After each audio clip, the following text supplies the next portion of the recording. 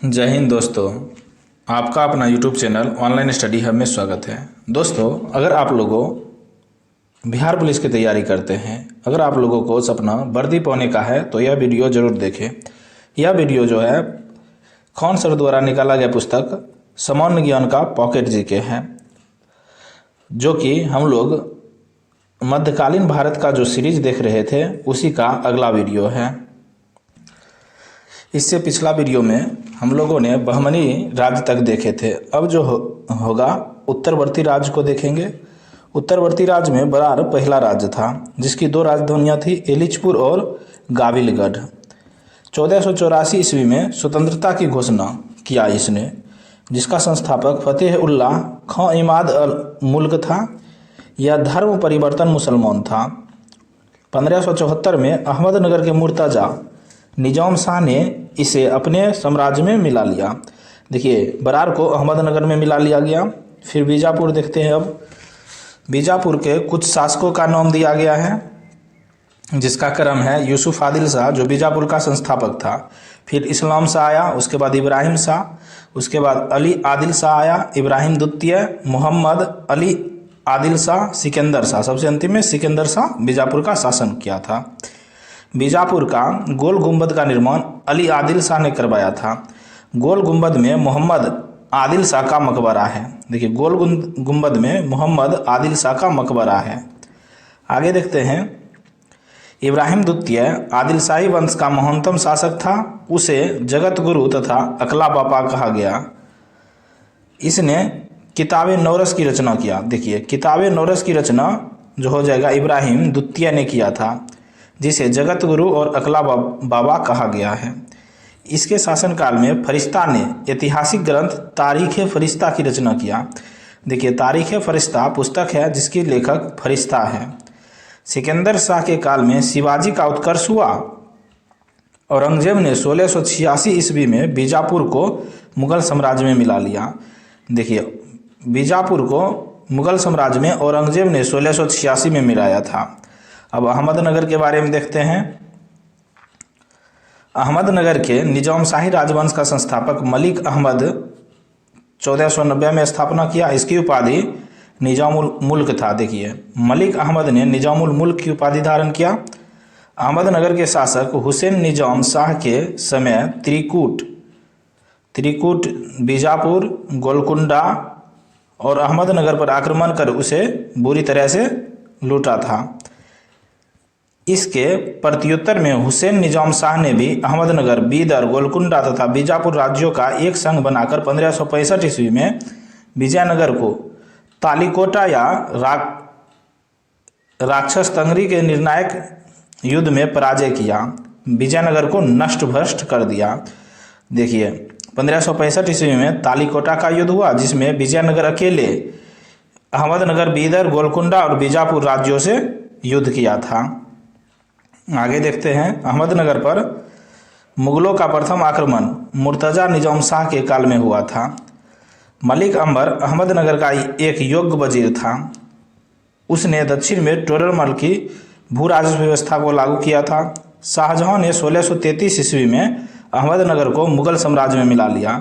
देखिए, अहमदनगर को मुगल साम्राज्य में शाहजहां ने 1633 ईस्वी में मिलाया था। अब आगे देखते हैं गोलकुंडा के बारे में। देखिए, गोलकुंडा यह कुतुबशाही वंश था। यह राज्य बारंगर के पुराने हिंदू राज्य के खंडहरों पर स्थापित हुआ। इस वंश का संस्थापक तुर्कीदास कुलु कुतुब शाह ने किया था। मसूलीपट्टनम गोलकुंडा का विश्व प्रसिद्ध बंदरगाह था। इब्राहिम कुतुब शाह विजयनगर के विरुद्ध मुस्लिम राज्यों के संघ में शामिल था। इब्राहिम का पुत्र मोहम्मद कुली शासक बना। इसने हैदराबाद नगर की स्थापना की। हैदराबाद की 4 मीनार का निर्माण करवाया।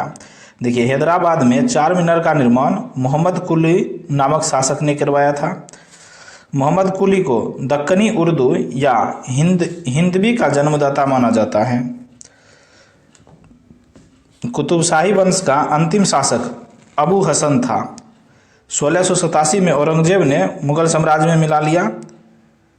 मीर जुमला गोलकुंडा का अमीर था, जो बाद में मुगलों से मिल गया। बीदर के बरीद शाही राजवंश का संस्थापक अमीर अली बरीद था। इसे दक्कन की लोमड़ी कहा जाता था। आगे देखते हैं। बीजापुर के शासक इब्राहिम आदिल शाह फर्स्ट ने बीदर को अपने राज्य में मिला लिया। सूर्यमंदिर उड़ीसा राज्य में है। आगे देखते हैं। इस प्रकार देख लिया। अब स्वतंत्र प्रांतीय राजवंश देखते हैं। यह भी कुछ छोटा छोटा वंश है, यहाँ से हर एक एग्जाम में प्रश्न पूछे जाते हैं। देखिए कश्मीर के बारे में सबसे पहले देखते हैं। कश्मीर में स्वतंत्र राज्य की स्थापना 1286 ईस्वी में सिंहदेव ने किया था। इसने 1301 ईस्वी तक शासन किया था। इसके बाद इसका भाई सुहादेव शासक बना। इसके काल में कश्मीर पर दलूचा के नेतृत्व में मंगोल आक्रमण हुआ था। सुहादेव के बाद लद्दाख का एक सरदार रिंचन ने कश्मीर पर अधिकार कर लिया। इसने सुहादेव की सेनापति रामचंद्र प्रथम की पत्नी रानी कोटा से विवाह किया। रिंचन के बाद उदयन देव तृतीय कश्मीर का शासक बना। इसने भी रानी कोटा से विवाह किया। उदयन देव के बाद शाहमीर फोर ने शमसुद्दीन की उपाधि धारण की तथा कश्मीर का प्रथम मुस्लिम शासक बना। देखिए कश्मीर का प्रथम मुस्लिम शासक शाहमीर फोर ने बना था, जिसने शमसुद्दीन की उपाधि धारण किया। इसने भी रानी कोटा से विवाह किया। आगे देखते हैं। शाह ए हमदौन मस्जिद, यह झेलम नदी के किनारे अवस्थित है। मीर सैयद हमदौनी की यात्रा के उपलक्ष्य में बनाया गया था। कश्मीर में सुल्तान अलाउद्दीन ने राजधानी इंद्रकोट से बदलकर श्रीनगर किया था। देखिए पहले कश्मीर की राजधानी इंद्रकोट थी, सुल्तान अलाउद्दीन ने इसे बदलकर श्रीनगर कर दिया। कश्मीर का इतिहास देखिए, कश्मीर का इतिहास जो जगह राजतरंगिणी की पुस्तक कलहन से मेल मिलता है।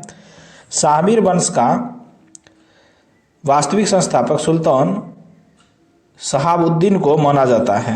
अब देखते हैं दिल्ली में परवर्ती तुगलकों का काल।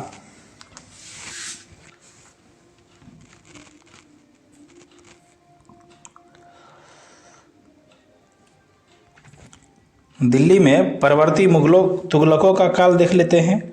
कश्मीर के शासक सिकंदर को बुत सिकन कहा जाता था। तैमूर के आक्रमण से कश्मीर की रक्षा की। इसने माथे पर तिलक लगाना प्रतिबंध कर दिया था। मूर्तियों को गलाकर सिक्के बनवाए, जजिया कर लगाया। मारदंड, चक्रधर, त्रिपुरेश्वर, अवंतीपुर मंदिर तोड़े। इसीलिए सिकंदर का नाम बुत सिकन रखा गया। देखिए बुत सिकन का अर्थ होता है मंदिर को तोड़ने वाला। आगे देखते हैं। दिल्ली में सैयद वंश एवं बहलोल का शासक। जैनुल आबेदीन को कश्मीर का अकबर कहा गया तथा कश्मीर का अलाउद्दीन कहा जाता है। इसने नायबे अमीरुल मोमिनीन की उपाधि धारण किया। देखिए इसे कश्मीर का अकबर इसीलिए कहा जाता है जैनुल आबेदीन, क्योंकि यह बहुत ही अच्छा काम किया। जैसे गौ हत्या पर प्रतिबंध लगा दिया, सती प्रथा की अनुमति था। यह जजिया कर समाप्त करने वाला पहला शासक था कश्मीर में। यह कुतुब के नाम से फारसी में कविताएं लिखता था। इसने मुल्ला अहमद को महाभारत दशावतार राजतरंगिणी का फारसी अनुवाद करने के लिए नियुक्त किया था। किसको? मुल्ला अहमद को। आगे देखते हैं। जैनुल आबिदीन की जीवनी जैन प्रकाश के लेखक यदु भट्ट थे। देखिए जैन प्रकाश जैनुल आबिदीन की जीवनी है, जिसका लेखक यदु भट्ट है। हसन शाह के काल में 1479 ईस्वी में एक भयंकर अग्निकांड में कश्मीर का पूर्वोत्तर भाग नष्ट हो गया। अकबर ने 1586 में कश्मीर को जीतकर उसे अपना साम्राज्य में मिला लिया। अब जौनपुर के बारे में देखते हैं। जौनपुर नगर की स्थापना फिरोज शाह तुगलक ने 1359 ईस्वी में की थी। यह दिल्ली सल्तनत के पूर्व साम्राज्य की राजधानी थी। जौनपुर के स्वतंत्र राज्य की स्थापना मलिक सरवल नामक हिजरे ने की थी। इसने 1394 से 1399 तक शासन किया था। अब सरकी वंश के शासक के बारे में देखते हैं। मलिक मुबारक इब्राहिम महमूद मोहम्मद हुसैन शाह इसके संस्थापक थे। मलिक सरवर के बाद इसका दत्तक पुत्र मुबारक शाह गद्दी पर बैठा। सरकी वंश में सुल्तान की उपाधि धारण करने वाला पहला शासक कौन था? मुबारक शाह था। मुबारक के बाद उसका छोटा भाई इब्राहिम शाह गद्दी पर बैठा। यह सरकी वंश का महानतम शासक था। इब्राहिम शाह ने पांडुआ के चिश्ती संत नूर कुतुब आलम के अनुरोध पर बंगाल पर आक्रमण किया था। सरकी वंश का अंतिम शासक हुसैन शाह था। इसके समय में दिल्ली एवं जौनपुर के बीच द्वंद्वा शीर्ष पर थी। इसी के समय में 1505 ईस्वी में सिकंदर लोदी ने जौनपुर को जीतकर दिल्ली में मिला लिया था। अब बंगाल के बारे में देखते हैं। बंगाल में इलिहास शाही वंश का संस्थापक हाजी इल्हास था। इसने मोहम्मद बिन तुगलक के समय अली मुबारक की हत्या करके पूरे बंगाल पर अधिकार कर लिया। इसने सुल्तान शमसुद्दीन इलिहास शाह के नाम से 1342 से 1352 तक शासन किया। हाजी इलियास का पुत्र सिकंदर शाह ने पांडुआ में अदीना मस्जिद का निर्माण किया। देखिए, अदीना मस्जिद का निर्माण सिकंदर शाह ने किया था। मुर्शिद कुली खान ने बंगाल का नवाब थे। सिकंदर का पुत्र गयासुद्दीन आजम बंगाल का एक लोकप्रिय शासक था। कवि हाफिज से उसका पत्र व्यवहार था। 1406 में एक चीनी दूत उसके दरबार में आया था। 1409 में महारत्न धर्मराज को अपना दूत बनाकर उपहारों सहित चीनी सम्राट के दरबार में भेजा। आगे देखते हैं। महेंद्र देव ने पांडुआ और चटगांव में बंगला अक्षरांकित सिक्का चलाया था। रुकनुद्दीन बारबाक शाह ने श्री कृष्ण विजय नामक ग्रंथ के रचयिता मालाधार बसु को गुणराज की उपाधि दी। इनके पुत्र को सत्यराज खां की उपाधि दिया। देखिए, श्री कृष्ण विजय के लेखक कौन थे? मालाधार बसु, जिसको रुकनुद्दीन बारबाक शाह ने गुणराज खां और उसके पुत्र सत्यराज खां की उपाधि दिया गया। इसी के समय में कीर्तिवास ने रामायण का बंगला में अनुवाद किया। इसे बंगाल का बाइबिल पंचम वेद कहा गया। देखिए, रामायण का बंगला में अनुवाद कीर्तिवास ने किया था। बंगाल में दाखिल दरवाज़ा का निर्माण बारबाक शाह ने ही करवाया था। शमसुद्दीन यूसुफ शाह ने राज्य में मद्य निषेध नियम लागू किया था। इसने 22 दरवाज़ा मंदिर का निर्माण कराया था। हुसैनी वंश के संस्थापक अलाउद्दीन हुसैन था। इसने निपति तिलक, कृष्ण का अवतार, जगत भूषण जैसी उपाधि प्राप्त की। यह वैष्णव संत चैतन्य महाप्रभु का समकालीन था। बाबर के भारत पर आक्रमण के समय बंगाल का शासक नुसरत शाह था। इसी के समय में सर्वप्रथम पुर्तगाली बंगाल में आए थे। देखिए, नुसरत शाह के समय में पुर्तगाली सर्वप्रथम बंगाल आए थे। नुसरत शाह ने गौर में बड़ा सोना मस्जिद, कदम रसूल मस्जिद बनवाई थी। काशीराम ने बंगला भाषी महाभारत की रचना किया। हुसैन शाही वंश का अंतिम शासक गयासुद्दीन महमूद था। इसके काल में शेरशाह ने बंगाल पर अधिकार कर लिया। 13वीं और 14वीं शताब्दी के दौरान पंजाब में खोखर जनजाति का प्रमुख था।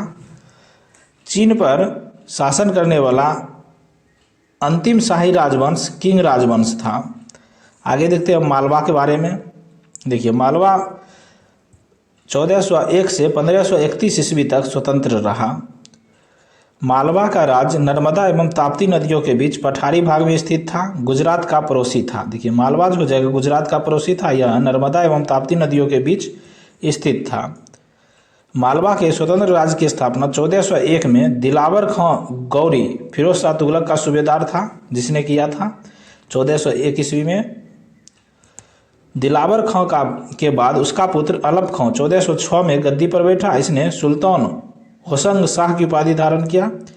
इसने मालवा की राजधानी धार से मांडू स्थानांतरित की। इसी ने होशंग शाह नामक नगर की स्थापना किया। आगे देखते हैं। मालवा में खिलजी वंश की स्थापना महमूद खिलजी प्रथम ने किया था। 1443 ईस्वी में महमूद खिलजी ने चित्तौड़ पर आक्रमण किया। इस समय यहाँ राणा कुंभा का शासन था। देखिए, चित्तौड़ पर महमूद खिलजी ने 1443 ईस्वी में आक्रमण किया। इस समय यहाँ राणा कुंभा का शासनकाल था। युद्ध में दोनों पक्षों ने अपनी अपनी जीत का दावा किया था। विजय स्तंभों का निर्माण करवाया था।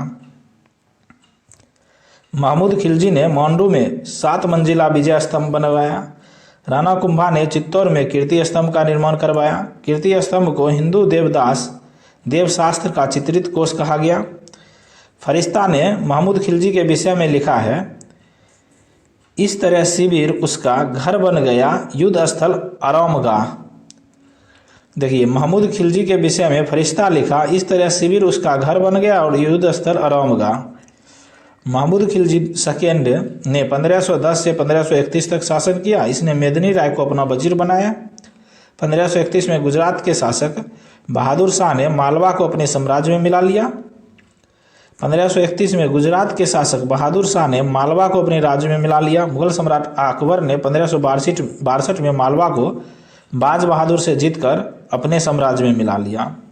राजबाड़ा महल इंदौर में है। देखिए राजबाड़ा महल कहाँ है? इंदौर में। आगे देखते हैं अब गुजरात के बारे में। गुजरात देखिए 1407 से 1572 तक लगभग 65 वर्षों तक स्वतंत्र रहा था। गुजरात के स्वतंत्र राज्य का संस्थापक मुजफ्फर शाह था। इसका मूल नाम जफर खां था। इसने 1407 से 1411 तक शासन किया। फिरोज तुगलक जफर खां का फूफा था। जफर खां दिल्ली सुल्तान द्वारा नियुक्त गुजरात का अंतिम सूबेदार था। अहमद शाह के बारे में अब देखते हैं। गुजरात के स्वतंत्र राज्य का वास्तविक संस्थापक था। इसने अहमदाबाद नगर की स्थापना की। पाटन के स्थान पर अहमदाबाद को अपनी राजधानी बनाया।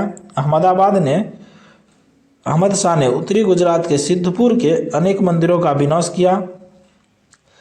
गुजरात में सर्वप्रथम जजिया कर आराम शाह ने ही लगाया था। देखिए गुजरात में सर्वप्रथम जजिया कर आराम शाह ने ही लगाया था। इससे पूर्व गुजरात में कभी जजिया कर नहीं वसूला गया था। मिस्री विद्वान बदरुद्दीन दमामिनी ने अहमद शाह को सुल्तानों में विद्वान तथा विद्वानों का सुल्तान कहा। गुजरात के शासक गयासुद्दीन मोहम्मद शाह को जरबख्श कहा जाता है। गुजरात का महानतम शासक फतेह खां उर्फ महमूद बेगरा प्रथम 51 साल तक था। महमूद बेगरा सिकंदर लोदी का मित्र था। दोनों के बीच उपहारों का आदान प्रदान होता था। उदयराज महमूद बेगरा का दरबारी कवि था। देखिए महमूद बेगरा का दरबारी कवि उदयराज था। उसने महमूद चरित्र की रचना किया। महमूद बेगरा का 1507 से 8 ईस्वी में पुर्तगाली फ्रांसिसो डी अल्मेडा तथा अल्बुकर्क से संघर्ष हुआ। बारबोसा ने महमूद बेगरा को 20 पुरुष कहा। देखिए बारबोसा ने महमूद बेगरा को 20 पुरुष कहा था। अब आगे देखते हैं।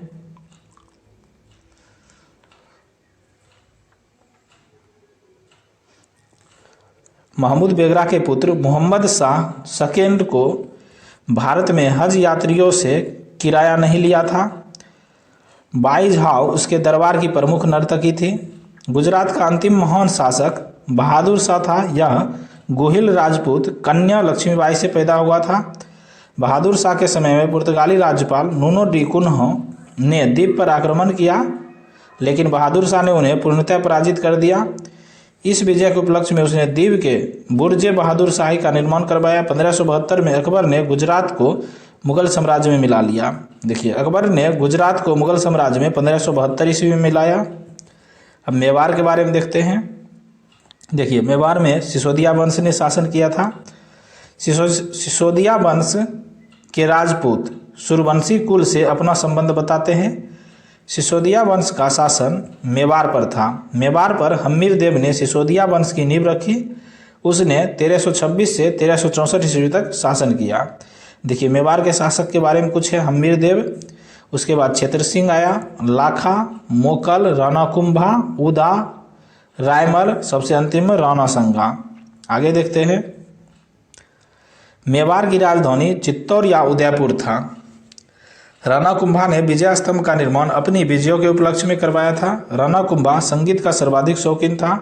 राणा सांगा ने 1517 से 18 ईस्वी में खतौली के युद्ध में इब्राहिम लोदी को हराया था। देखिए खतौली के युद्ध में इब्राहिम लोदी को राणा सांगा ने हराया था। राणा सांगा खानवा के युद्ध 1527 में बाबर द्वारा पराजित हुआ था। 1528 में इनके सरदारों ने इसे जहर देकर मार दिया। भारत में सबसे लंबी दीवार कुंभलगढ़ दुर्ग है। देखिए भारत में सबसे लंबी दीवार कुंभलगढ़ दुर्ग की है। मेवाड़ के चित्तौड़ दुर्ग में जयमल फत्ता की छात्रियाँ बनाई गई हैं। सिसोदिया वंश का सबसे प्रतापी शासक महाराणा प्रताप था। आगे देखते हैं। 1576 में हल्दी घाटी युद्ध अकबर और महाराणा प्रताप के बीच हुआ था। जब हार निश्चित हो जाती थी तो राजपूत पुरुषों को साका नामक अनुष्ठान करना होता था। मारवाड़ आधुनिक जोधपुर को मारवाड़ कहा गया। मेराठौर वंश का संस्थापक सेतराम का पुत्र सिहा था। देखिए मारवाड़ कुछ शासक है, रामचूरा, रनमर, जोधा, मलदेव प्रमुख शासक था। इसे शेरशाह से हारकर संधि करनी पड़ी थी।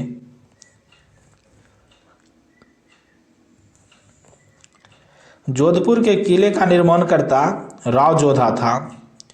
आमेर के शासक सवाई प्रताप सिंह ने जयपुर में हवा महल, सवाई जयसिंह द्वितीय ने जयपुर में नाहरगढ़ किले का निर्माण कराया था। देखिए जयपुर में हवा महल का निर्माण सवाई प्रताप सिंह ने करवाया था। जयपुर में नाहरगढ़ किले का निर्माण सवाई जयसिंह द्वितीय ने करवाया था। सवाई जयसिंह ने दिल्ली, जयपुर, उज्जैन, मथुरा, काशी में वैधशालाओं का निर्माण करवाया था। अब उड़ीसा के बारे में देखते हैं। सल्तनत काल में उड़ीसा पर आक्रमण गयासुद्दीन तुगलक के समय में हुआ था।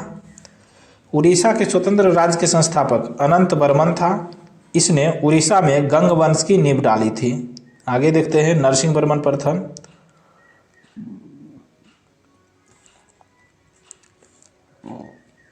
इस वंश का महत्वपूर्ण शासक था। देखिए नरसिंह वर्मन प्रथम उड़ीसा में गंग वंश की प्रमुख शासक था।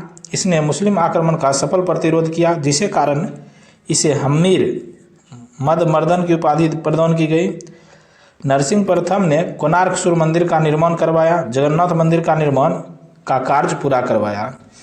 देखिए उड़ीसा में कोणार्क का मंदिर का निर्माण नरसिंह वर्मन प्रथम ने करवाया, जो कि भगवान सूर्य को समर्पित है। जगन्नाथ मंदिर का भी निर्माण नरसिंह वर्मन प्रथम द्वारा करवाया गया। अब नरसिंह वर्मन सेकेंड के बारे में देखते हैं। नरसिंह वर्मन सेकेंड ने भुवनेश्वर में अनंत वासुदेव मंदिर का निर्माण करवाया। गंग वंश का अंतिम शासक भानुदेव चतुर्थ था। इनके मंत्री कपिल देव ने उड़ीसा में गजपति वंश का नींव डाला था। आगे देखते हैं। कपिल देव ने संभवतः बंगाल के सुल्तान नासिरुद्दीन को हराकर गोरेश्वर की उपाधि धारण किया। प्रताप रुद्रदेव गजपति इस वंश का अंतिम शासक था। कृष्णदेव ने इसे हराकर गजपति सप्तंगहरण उड़ीसा दल विवादन की उपाधि धारण किया। 1568 में बंगाल के सुल्तान ने इसे जीतकर बंगाल का अंग बना लिया। खौन देश, जो ताप्ती घाटी में स्थित है, में स्वतंत्र राज्य की स्थापना मलिक राजा फारूकी ने फिरोज तुगलक की मृत्यु के बाद किया था। खौन देश की राजधानी बुरहान मुल्क थी। अकबर ने 1601 में खौन देश को जीत लिया। इस प्रकार हम लोगों ने छोटे छोटे वंश के बारे में देख लिए। अब अगला वीडियो में भारत में सूफीवाद के बारे में देखेंगे। आप लोग हमारे चैनल से बने रहें। इस चैनल पर डेली एक बिहार पुलिस की प्रैक्टिस सेट आता है, ज़रूर देखें। Thank you for watching.